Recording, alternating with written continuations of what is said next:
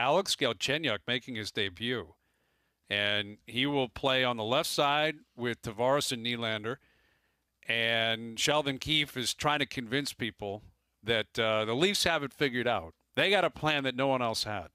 And you got to play this guy with really high-quality players, as if when he was in Pittsburgh he didn't play with Malkin or Sid.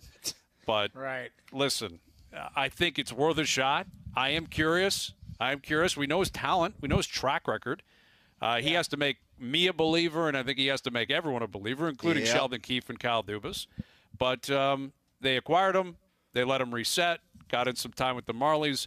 Now he's up here, and he's going to get a crack with two really good players. Brian, and this is it for him. This is it. I was just going to say, in most circumstances, and Jamie wasn't coaching, and he's seen these guys come and go. It happens all the time. We've all seen it at every level. Yeah. And I would usually say that this guy needs to find a way to stay in the league. Like, some guys, they score in junior. They come up to the NHL. That just doesn't happen for them.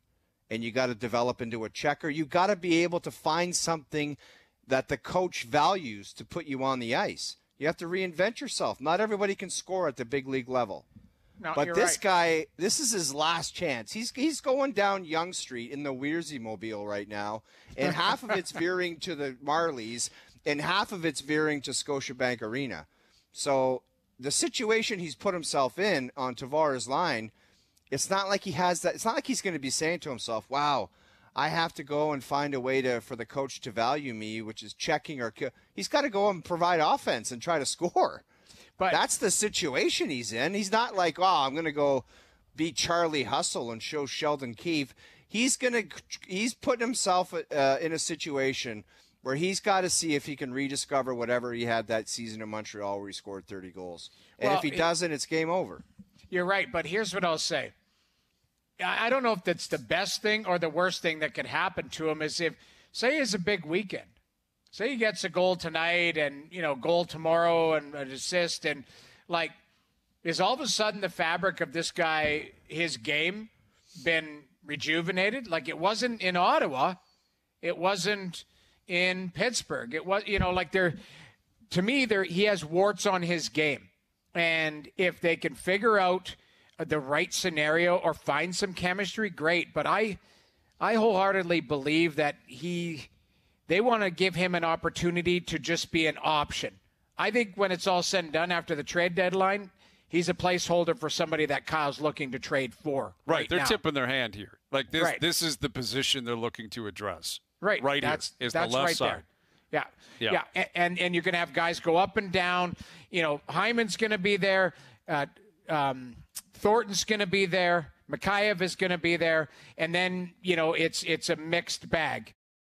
The intrigue tonight is Galchenyuk, and that's obviously a guy you're familiar with, and he's been in the league for quite some time. Third overall pick. He's got the talent, but he has been a suitcase for the better part of 2 or 3 years. He's played all over the league, and they're going to give him a real shot tonight, Pierre. They're giving him a chance with Tavares and Nylander. I think they're tipping their hands on what they're looking for between now and the trade deadline. But what are you really expecting? What is reasonable here with Alex Galchenyuk starting tonight? It's funny. I had the exact same thought, Brian. First of all, kudos to Sheldon Keefe for putting Alex Galchenyuk in his natural habitat and not sticking him on the fourth line. Now, it may be that it only lasts a period if he's a lost cause, but you have to try and maximize this guy's skill set. And, listen, I watched him a lot over the years in Montreal, but every team he's gone to ever since then, I shouldn't say that. Arizona certainly gave him top 6 minutes, but a lot of his bit parts and all the teams he's played with since, I don't feel like he's had enough of a shot. And listen, he probably hasn't warranted it, right? I mean, you have to earn that. But this guy isn't going to help you a whole lot in a fourth line. That's just not his DNA. You're not going to get a whole lot of, that was a smart play in your defensive zone from Alex Galchenyuk. But you put him with Tavares and Nylander, you might get some pretty, some pretty creative plays. So I think it's brilliant that he starts there. I think the timing of it is absolutely what you said. I mean, we're 3 weeks from the trade deadline. Kyle Dubas openly has talked about how most of their conversations are about a forward internally in terms of their phone calls to other teams, and we know that from talking to other teams.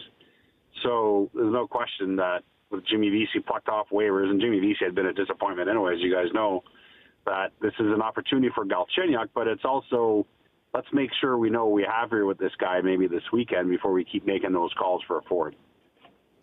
With Pierre LeBrun, our TSN Hockey Insider. Go ahead, Noodles. I was going to say that makes sense, but it just, I look at the depth of this team, and we've been talking about it on the left side. Like, I would argue even if Galchenyuk just finds his rhythm and plays very well, I don't know. I still believe that Kyle is going to be pounding the pavement. You can't get too caught up in that. Yeah, for sure. You got to be careful. Because Jimmy Vesey had a great road trip out west and scored some goals, looks good, and I know that was farther down in the lineup, but I have to think that what they're looking for is, hey, it's another guy who can play in case of. Like, I don't think all of a sudden it's like, hey, here's our second line left winger out of nowhere. We've had him playing with the Marlies, and he was in Ottawa a month ago. Like, I think what they're saying is we think he's better than what he's been playing like in his last couple of years in his career, because he's scored 30. He's got that talent He's got 19. That. Well, he can shoot the puck, and he can skate. But the thing is can he play a structured system? Can he buy in? Can he be consistent enough for where this team needs him to be? And I think he's a placeholder until they make a trade or, elevate somebody else into that position for the time being. But he just needs to show that he can play in the league. Oh, this is it for him. This is his last shot. He's not getting more than this. Right. I can't picture it. No, and where things have fallen apart for him in the last few years, and at the beginning of the end in Montreal, is exactly what Noodle just said, is that he starts to play his own game and comes out of the team system. That's when he's gotten himself in the doghouse from team to team to team, is that he's got the skill, but it starts to be sort of playing his own thing in his own mind and not really cohesive with what's going on around him. So this is a big test for him here tonight. Johnny, what are you expecting? How does this Galchenyuk situation play out for you? We were talking about 30 goals, Montreal Canadiens. Also, there's 7 teams in 4 years. Whatever the amount of teams is, like, how do you see it playing out, or what are your expectations? Is there a chance he can succeed? What's the Mike Johnson breakdown of the whole scenario? Well, I've known Chucky since he's broken in. I've been around Montreal an awful lot, so I kind of had a keen sense. And I think the first thing is that when you watch him play, sometimes he gets away from the team game and into an individual game. And that's not because he's a bad guy and wants to be an individual player, but more so because he doesn't use his teammates as well as he needs to. Nobody's good enough to do it on their own, certainly not Alex Galchenyuk.